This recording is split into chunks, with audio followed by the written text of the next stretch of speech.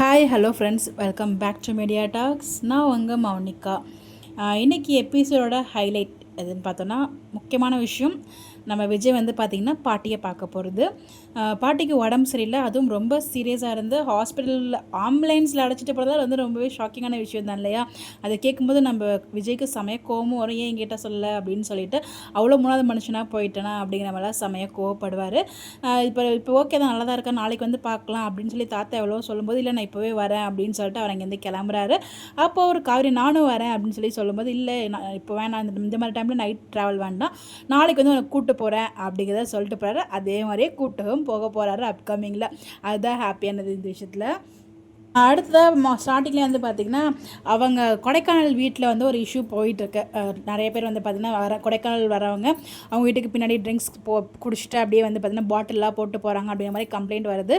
So அதுக்கு வந்து பார்த்திங்கன்னா நம்ம காவேரி செமையாக கோவப்பட்டு அவங்க ஒரு ஐடியா சொல்ல வராங்க.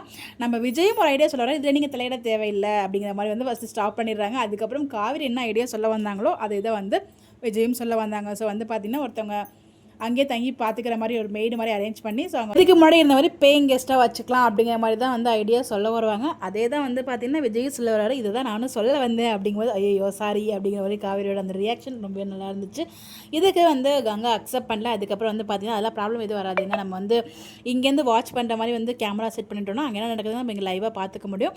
ஸோ அங்கே ஒரு மேடை அரேஞ்ச் பண்ணிக்கலாம் அப்படிங்கிற மாதிரி தான் பேசி முடிவுக்கு வந்திருக்காங்க. இதில் முக்கியமான விஷயம் நோட் பண்ண வேண்டியது அப்படின்னு பார்த்தீங்கன்னா, குடிகார பசங்க அப்படின்னு சொல்லுவாங்க. அப்போ விஜயோட லுக்கு பார்க்கணும், காவேரி அதுக்கு கொடுக்குற ரியாக்ஷன்ஸ் எல்லாமே ரொம்ப ரொம்ப ரொம்ப சூப்பராக இருக்கும். எபிசோட் ஸ்டார்ட் ஆகும்போதே வந்து பார்த்தீங்கன்னா காவேரி அமௌண்ட்டை கொடுத்து போயிட்டு ஹவுஸ் ஓனர் கொடுக்க சொல்லுவாங்க. அவங்க ஊருக்கு போகிறாங்க, போய் கொடுத்துட்டு வந்துடுமா அப்படின்னு சொல்லிட்டு இன்னும் கொஞ்சம் காசு வந்து பார்த்தீங்கன்னா அவங்க கையிலேயும் கொடுத்துருவாங்க. ஸோ வந்து விஜய் கொடுத்தாரு அப்படின்னு சொல்லிட்டு, ஏன்டி அவர்கிட்ட வாங்குற அப்படின்னு சொல்லும்போது, இல்லைம்மா அவர் தான் கொடுத்தாரு அப்படிங்கிற மாதிரி சொல்லி அதுக்கு இது பண்ணுவாங்க. ஸோ அப்போ இந்த விஷயம் அவங்க பேசிட்டு போயிடுவாங்க. அதுக்கப்புறம் கங்கா வந்து வாடகை தரேன்னு சொல்லுவாங்க 2 நாளில். ஸோ வாடகை கொடுத்தாச்சுன்னு சொல்லும்போது கங்காவோட மூஞ்சில் வந்து ஒரு மாற்றம் வரும்.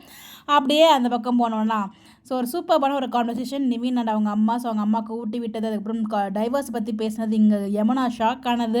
ஸோ இப்படி ட்ராக் வந்து கொண்டு போயிட்டு இருந்தாங்க. ஸோ வந்து பார்த்தீங்கன்னா ஒரு பிஸ்னஸ் ஸ்டார்ட் பண்ண போகிறாரு, ஒரு ஸ்டார்ட் அப் கம்பெனி. ஸோ அவங்க வீட்டிலேருந்து எந்த அமௌண்ட்டுமே வாங்காமல் லோன் போட்டு பண்ண போகிறாரு. இதுதான் அப்கமிங் நம்ம நிவினோட ஒரு அப்கமிங் டார்கெட்டாக இருக்க போகுது. பட் டிவோர்ஸ் நடக்குமா நடக்காது, எனக்கு தெரிஞ்சது நடக்காது. அதுக்கான ஸ்டார்ட் கொண்டு போவாங்கன்னு நினைக்கிறேன், பார்க்கலாம். பட் அவங்கள மாற்றி திருத்தி கொண்டு வர மாதிரி தான் அப்கமிங் கொண்டு வருவாங்க சீக்வன்ஸ். அதுதான் ஸ்டோரி இல்லையா? உங்களுடைய கருத்துக்கள் மறக்காமல் கமெண்ட்டில் சொல்லுங்கள்.